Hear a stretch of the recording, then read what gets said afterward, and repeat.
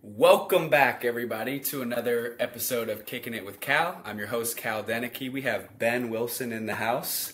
Ben, how you doing today? Fantastic and getting better, Cal. All right, we're glad to have you. So, I know Ben through teaching, and we met over a year ago teaching at the same middle school.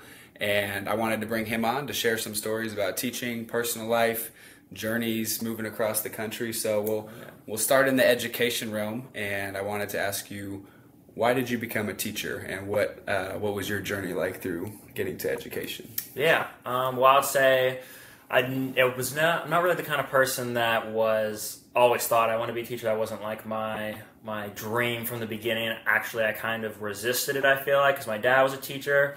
So it was kind of like, he kind of pushed it a little bit, and people kind of would, bring it up like, oh, you're going to be a teacher like your dad. And I never really wanted to. I didn't like school that much.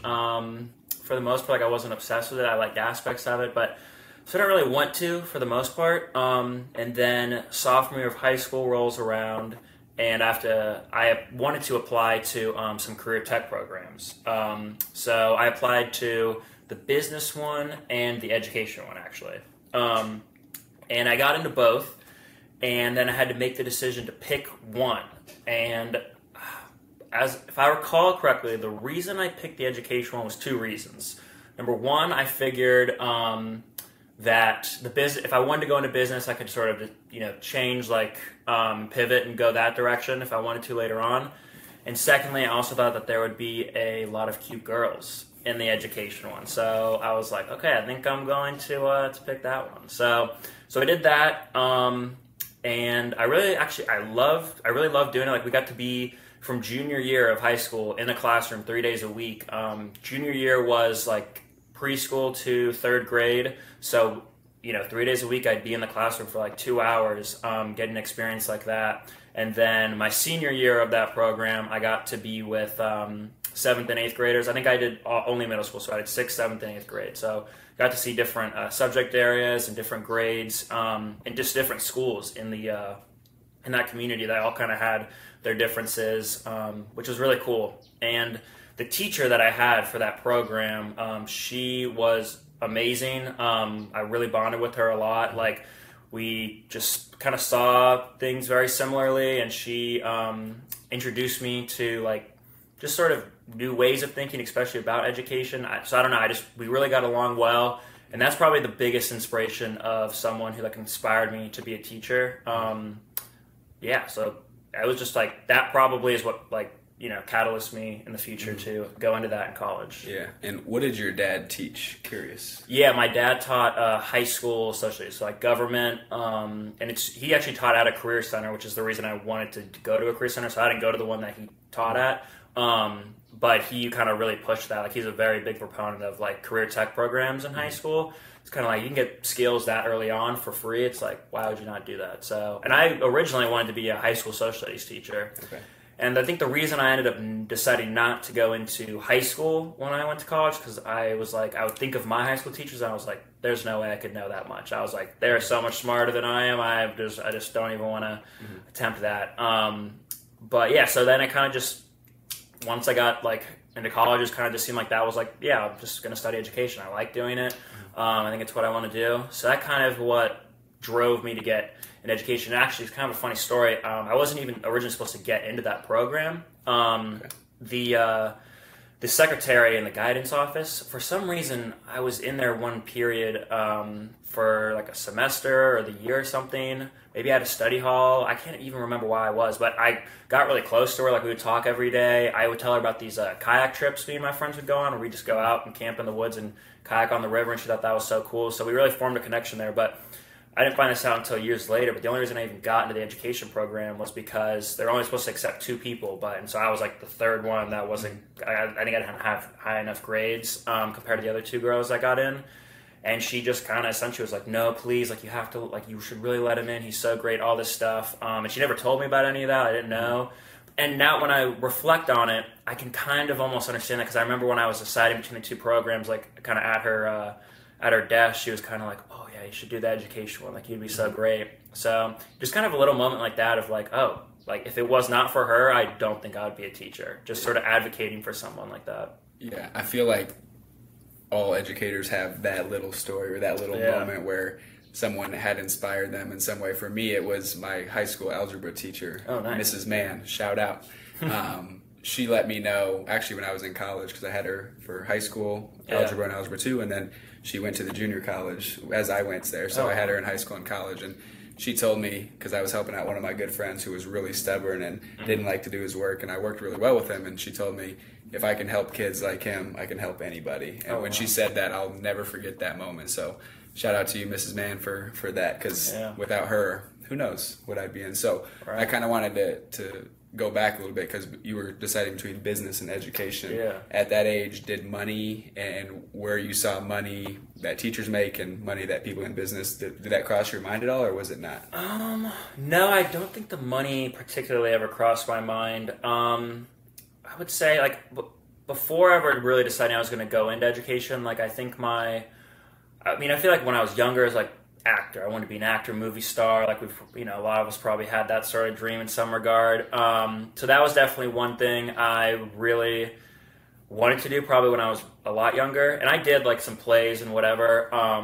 But definitely after doing a lot of that stuff, I realized how competitive it was, and I can't sing at all. So there was just no way that was probably ever going to happen. But so after that, I kind of was maybe like something like marketing would be cool.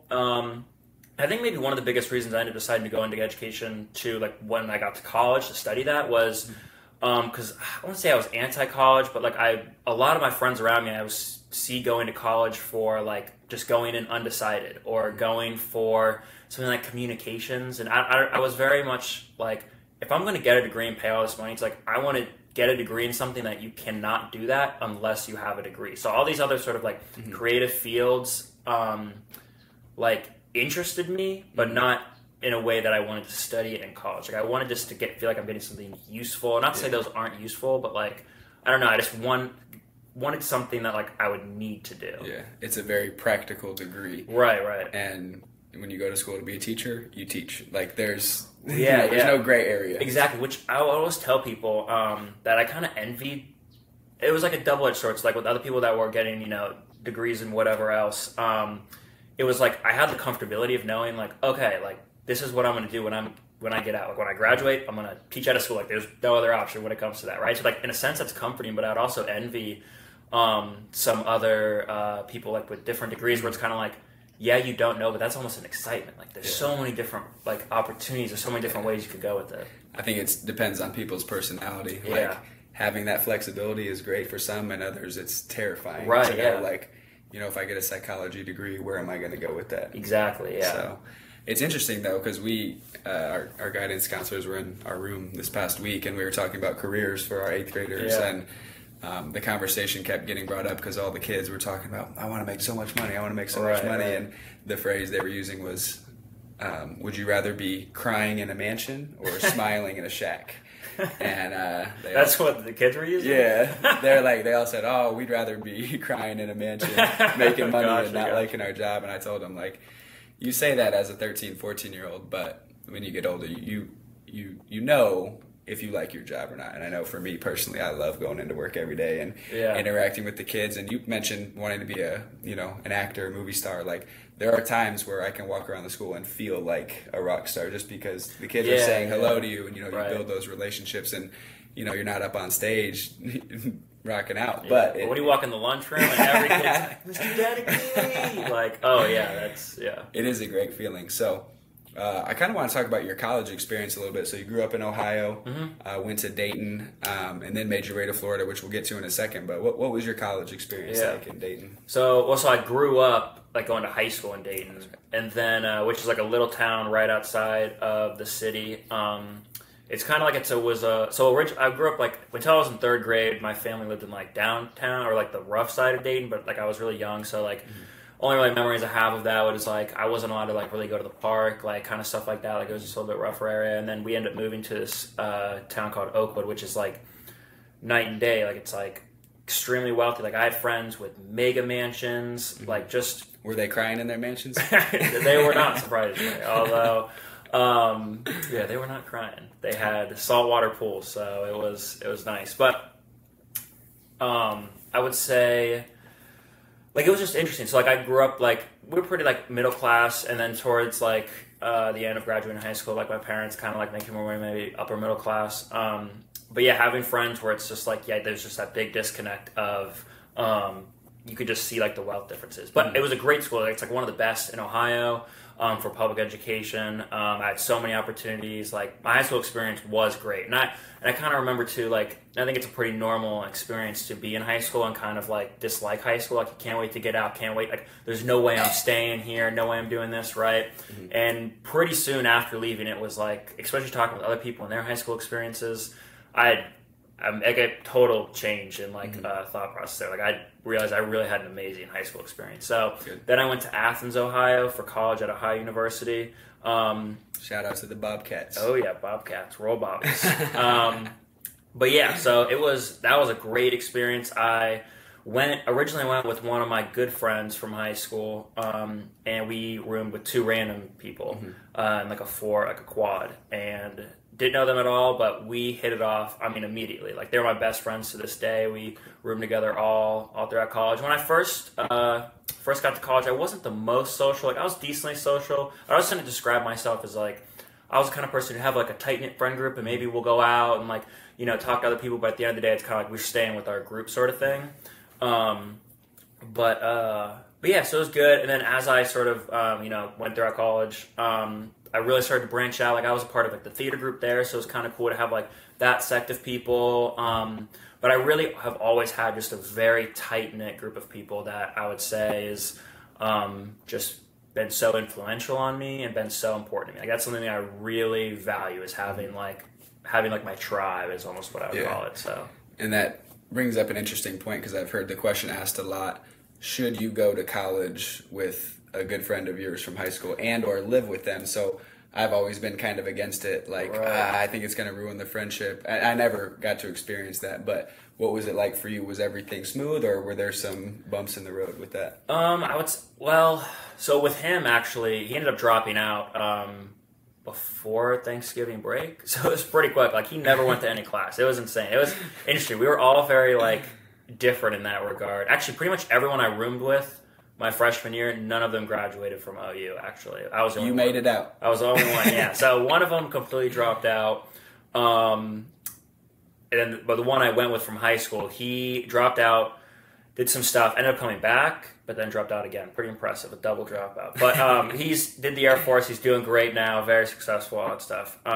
So I would say how I did it, I think was really good, where you room with one person and the other two people are randoms. So you kind of like have that connection, like, and they knew each other from high school too. So it was kind of like a perfect matchup like that. But I would also kind of agree. Like, I think maybe don't room just with someone you know from high school, because it does make it difficult to branch out. Or just kind of like you could come to resent each other. Like one person doesn't make any friends and the other person makes a ton of friends. I think it depends. Like, I've known people that do random roommates and they hate it. Like, it's horrible. Like, some people like leave college just because of that. Yeah. But for me and my personality, it worked out great. Like I said, they're my best friends to this day. Like, for 5 years, we lived together all throughout college. Like, and we were the kind of roommates who'd be like, I'd wake up every morning, burst into their rooms, like drag them to go do stuff. Like, we would just be hanging out 24/7. It was crazy. Yeah, I like that, because it's interesting to see later post-college how whether relationships stick or whether they don't. Right. And I know for me, it wasn't until my senior year of college that I found my clique that I'm close with today, because I did 2 years at community college and met a few good friends there, but it was more individual based. And then my junior year, when I transferred, my junior year of college was probably my most fun year of my life. Just getting out, branching out, finally leaving my hometown and getting to meet people. Yeah. And then my senior year, I found those people that I'm going on spring break trips with and getting to see regularly. So that's awesome. I want to hear about your journey from Ohio to Florida, because being in Florida, we meet so many transplants. It feels no one's actually from here. No one's from Florida, yeah. Like, what was the first moment that you thought maybe this could be an option, and what was that journey like for you post-college? Yeah, so I graduated with my bachelor's in 3 years just from having like AP credits going in. I didn't also take any like fun classes. I just did my classes for my major. And so I was lucky enough, got to graduate in 3 years, and I guess I'll also say this too. So originally, actually, I wanted to do my student teaching abroad and go to another country. Didn't end up working out because of COVID, and I wasn't too upset about it. I think as I get older, I'm a little bit more upset. I'm kind of like, man, that would have been great. Would have been great. Did you have a specific city or country you wanted to study? Yeah, I think by the end I talked to were South Africa and the Netherlands. Like those were sort of my top two, which wildly different. But I don't remember why those were my top two, but they were. So didn't end up working out, and it was fine because it was like love my college, love my friends here. So it was kind of like either way, I'm having a good time. So didn't get to do that. Graduated, and I wasn't really ready to leave, so I actually found this program where I could teach part-time and get my master's degree in 1 year. So, and they paid me. It was an amazing program. Like, best introduction, like, kind of dipped my toe in the water to teaching. I think I would have struggled a lot more as a first-year teacher without that experience. So, graduated from that, and I was applying around. I applied to, like, I think two, like, like a consortium, so you apply to like a public sort of cities sort of map or whatever, a list of schools, and so applied to two of those in Ohio. I want to say Cincinnati and Dayton maybe, and I went to a job fair. Actually, that's originally how I met the recruiter from Pinellas County. I never actually even got an interview from her. Actually, this is a good interview lesson here. So I had my resume, it was looking great, all this stuff. I'm passing it out, like I was looking sharp, all this stuff, putting on smiles, shaking hands, passing out my resume. Then I hand it to one person, like after I'd given out like 15 maybe. He looks at it and he goes, "Your name's not on this." And I was like, no. I was like, my name's not on it? And I'm freaking out. I'm like, oh my gosh, this is the most unprofessional thing. It's like that SpongeBob episode. The name. Yes. What's the name? Exactly, yeah. So I had to I basically got it, and I reprinted a bunch of them, and I go and I had to hand them back out. And I'm like, so I forgot my name on the original one. But so at this job fair, I talked to this one guy that was from Alaska. We kind of talked about possibly going out there.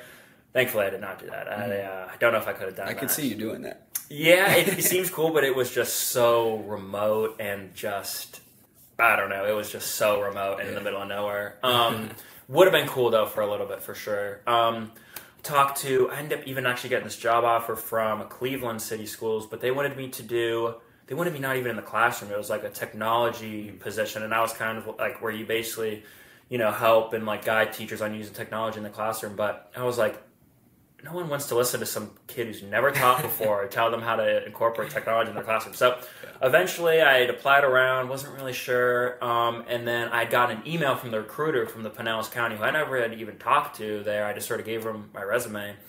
So I was just like, I guess I'll see how long the application was, and it wasn't horribly long. Got it filled out, and then I met with her, talked to her about the area, and I was kind of like, it does seem pretty cool. I did a little bit of research, and I actually remember asking her too. I was like, so do you meet a lot of Scientologists here, like living near Clearwater?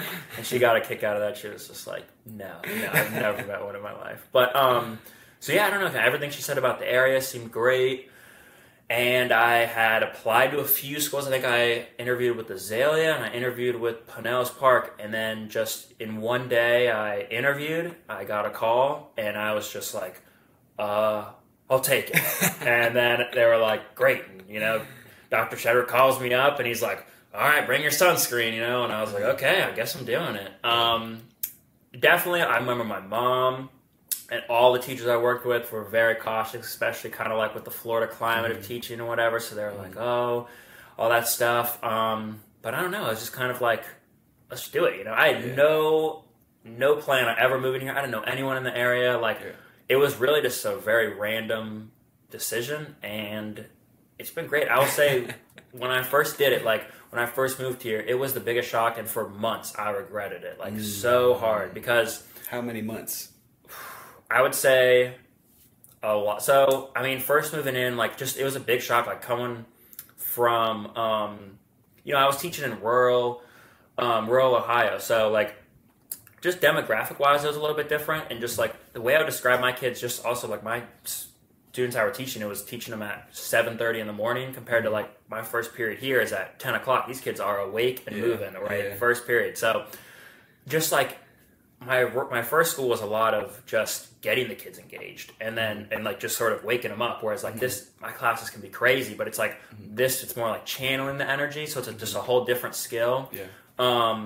So I was like that was a big shock, a whole change of standards. And coming into this school, like just because there had been some turnover, like there wasn't a veteran teacher really to sort of like totally guide me. So me teaching, like she was also new to the school that I was teaching next to, so we kind of were navigating it a lot like on our own. But thankfully I will say like in Pinellas Park there is just an amazing support of staff. Like I would not be there today if it was not for just the camaraderie of that. You wouldn't be sitting here on this couch. No, definitely not. Like that was the biggest thing really. But yeah, it was months. Like I mean, it was to the point where, like, for a while, I was looking at other jobs around Christmas break. Like, I just did not think I could. I was like, I can't even be a teacher at this point. Like, I just can't. And which is insane because, like, I really had so much preparation just from.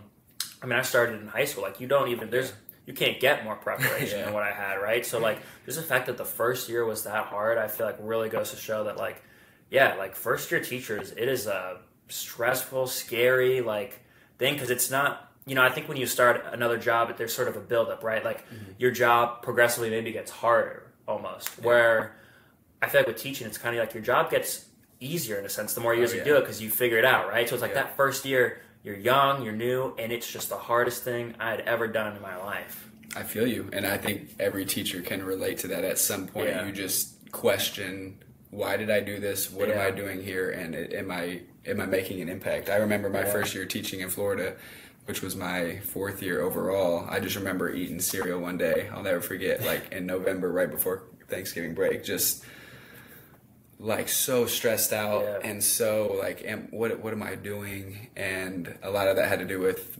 being the pandemic year, and there was so much more involved. It wasn't just like my teaching ability; it was a lot of factors. But yeah, that feeling of am I doing this correctly is like a feeling we've all been through. So. When do you think it started to change for you? Because last year was your first year as an ELA teacher. Yeah, I had done the partial year of. I've only ever taught 8th grade English. Well, that's not true. I guess I student taught in college 6th grade, but I've only ever done English, which wasn't really how it was supposed to be because I'm also certified in social studies, which is what I originally wanted to do. But now that's just kind of changed. Now that I've been teaching English, I'm kind of just like 8th grade English. I don't really ever want to change. This is perfect. I like it. Yeah. But I would say, so originally I was planning on leaving. I'd even told the school that I was done at the end of the year until spring break happened.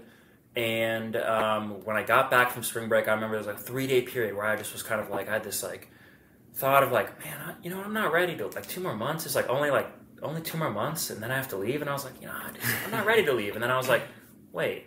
I'm an adult and I can make my own decisions. And I was like, you know what? I'm going to stay. I want to stay. That's what I want to do. So it was stressful. I was like, I have to make this one decision. It's going to change the course of my next year. And then I just decided I wanted to do it. With the students, though, I would say it would be like the first semester, first quarter was a lot of like, it'd be like a whole week of just, this is bad. This is like, I would just have a bad feeling. But it'd be like one day then, there'd be one day where it was just, it felt good. It's like I couldn't even describe it even per se of like what was better that day. It's so much of I think it's just maybe a little bit of the kids, but mostly probably just my interpretation of it and my feelings about it. But it just like it felt good, like it felt right. And it's just like that one day that makes you go, oh man, like okay, I can do this. Like, and so like those days got a little bit more common. And I also remember too, like the beginning of the year, like other teachers were like, you're gonna miss these kids at the end of the year, and I'm like, they are. They're driving me crazy. There's no way I'm going to miss them. Like, that's an insane thought. And by the end of the year, the last day, it was like, man, it was really sad. It was like, wow, I might never see these kids again. Like, we've just like, you spend so much time with them, ups and downs. I think that's what's really, you really get close with middle schoolers in that regard because there are so many ups and downs. Like, one day they hate you, they're yelling at you, right? Like, all that sort of stuff. And another day, it's like, you have just such interesting conversations with them. So I think it's that up and down that really, like, creates that close bond, especially with middle schoolers. Yeah. Every day is a fresh start. And, I mean, I've had a few days this year where, a kid comes into my class and hates me. Yeah. And I did something, whether it was I didn't give them the grade they wanted or whatever, and then it's the next day. I've got a smile on my face. I give them a handshake, and it's like, all right, we're moving on. This isn't like there's no grudges held. Yeah. And that's, I think, so important for educators to know, is that you need to let it go. Like, just let it go. Don't let your ego get in your way, because these kids deserve a happy, smiling face, because you never know what's going on at home. Yeah, so. Definitely. Yeah, for sure. And like, that's just even a life skill, right? Like, I mean, in any job, like, you hold grudges, it's just like, stuff's not going to get done at the end of the day, right? And I think, too, like, you know, middle schoolers make every mistake in the world, and that's just kind of like, that's just part of it, right? Like, everyone's just learning.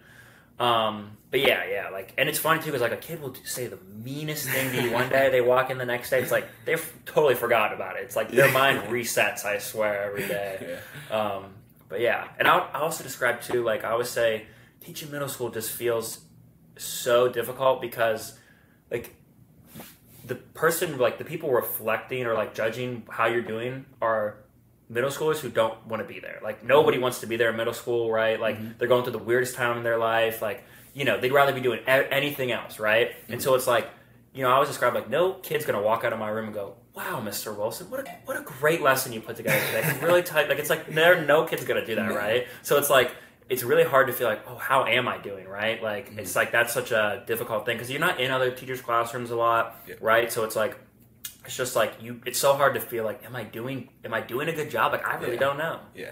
It's a rewarding job when maybe a kid says something to you that makes you feel like you did something well in the classroom, but a lot of times it's just a thankless job, because you put in that work and you just, you know, you don't get that gratification, but that's okay. Like, we're doing it for them, not for our own exactly. pleasure. So I want to move away from education a little bit and talk about just your experiences in Florida and what you think the biggest differences have been in just the climate and lifestyle culture down here in the St. Pete area versus where you grew up in Ohio. Yeah, for sure.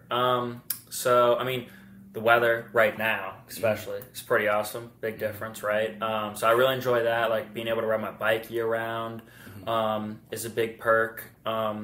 But there are definitely like things I miss too. Like, I see the pros and cons, and honestly, I would say like I do like Florida. I like living here. But I also know people that are kind of like, they're like, I could never leave. Like, this is home. Like, they're so opposed to the cold weather, so opposed to things. So it's like, I'm kind of like, I see both sides. I would say with moving to St. I haven't lived in that many cities in my life. So like, I lived in Dayton, which I don't think I really ever experienced it when I was younger the way you do, like when you're an adult, kind of. So like whenever I've gone back, it's kind of been like, oh, there's like, you know, I've lived here my whole life, but there's all these things I've never really gone and explored. But with here, it's kind of like St. Pete's just a really cool city. It's kind of like this hippie vibe, and like, I don't know, it's just, and it's growing, like it's growing so fast, which like is interesting to sort of see a lot of like natives we talk about, like there's barely any natives, but the people that I have met, like their sort of opinions on the fast growingness of the city.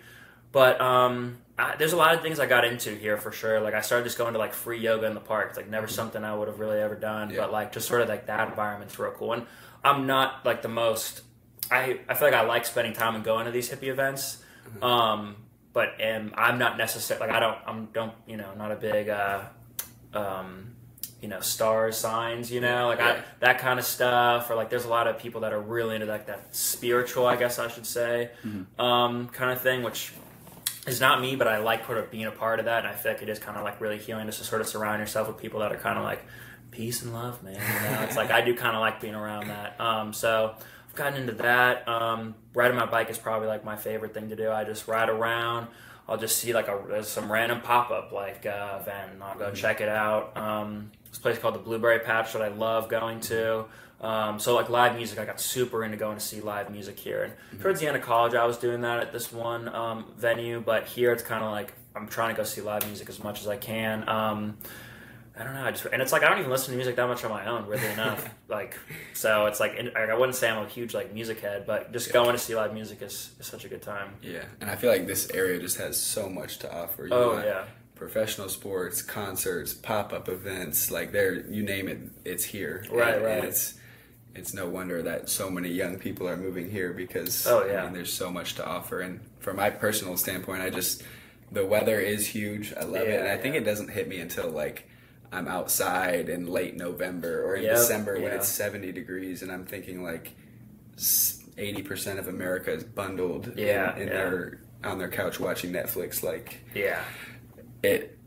I'm starting to like forget about what, like, you know, the cold winters are like. I'm 3 years down, but it is truly incredible, and that is no reason why people come down and visit all the time, which is why I love being here, because now I don't have to travel as much to go see people. They like to come and see me. Yeah, no, that is a huge perk. Yeah, like just being the place that's like, oh, I'll come visit you, and I'm like, yeah, I'll just keep doing what I normally do, and like you get to come visit and like that. So that aspect's really nice. Yeah, and so having the summers off for teaching, I know you like to travel a lot. Yeah. So tell me a little bit about how you like to go about your travels in the summer, where you've been and where you like to go and how you like to do that. Yeah, so, I mean, last summer was really like the first summer where I didn't work the whole summer, which was awesome because I still got paid, kind of spread my paychecks out like that, so that was real nice. Yeah, it's a good feeling. yeah, I was like, I'm not doing any work and money's appearing in my bank account.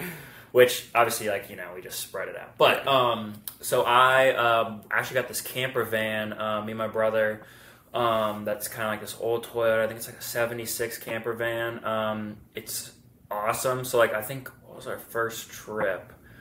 I went to Bonnaroo this summer. I know I did some trips before that, so I have to remember. But we went to Bonnaroo, which was incredible. Like, especially having a camper at Bonnaroo, because so many of, like, my friends who had gone, like, stay in tents, and it's so hot. And just the camper van was just awesome. Like, it was, we were posted up right at this corner, so many people would just walk by, come talk to us. Like, we were making lasagna up, like, at a music festival where people eat like peanut butter and jelly sandwiches for like 5 days straight. So like that part was amazing. Got to see a bunch of artists that I love. Who were some of the main acts there this past summer? So Kendrick Lamar was probably like one of the best that I saw. Also saw like Noah Khan, who's actually getting a lot more popular. Yeah. He was cool. Saw JID, who's like one of my favorite rappers, and that was probably one of the better like live like rap performances that I'd seen. That was incredible. Foo Fighters was one of the closers, and they were great. Odessa was really cool. So yeah, just like a cool mix. Big variety. Yeah, that's the cool thing about Bonnaroo is it really just has like insane variety. And like, I'm not an EDM person at all, but I do kind of like just going to like live shows of it. Like the lights are cool and all that. And so it's like there's always something like that going on there. It's making me reminiscent thinking of like your first summer after your first year of teaching. And for me, since I'm a few years older than you, I just like remember that feeling of not only getting paid when you're not working, but also like getting to explore the country and go explore wherever for the first, not for the first time, but you know, for like in your adult life.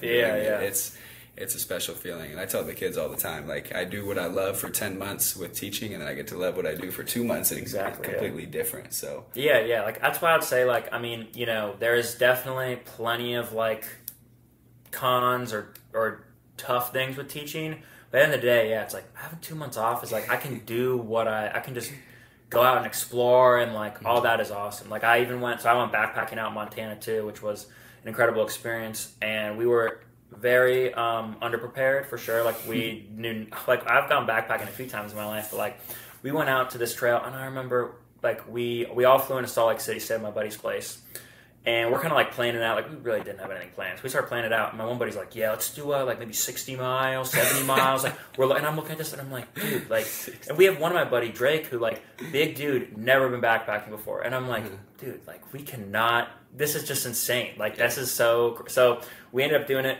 We got lost 3 or 4 times, and I'll tell you what, nothing is worse than hiking like an entire mile, stopping, being so exhausted, and then someone going, "Okay, guys, we messed up. We got to go back the entire way." Like that is just, and we would get frustrated with each other. Like at the end, it was a fun experience because like the route we took ended up being amazing, but so many times during it, like we didn't know where we were at times. Like there were some tough parts to it. It's like I always forget like backpacking.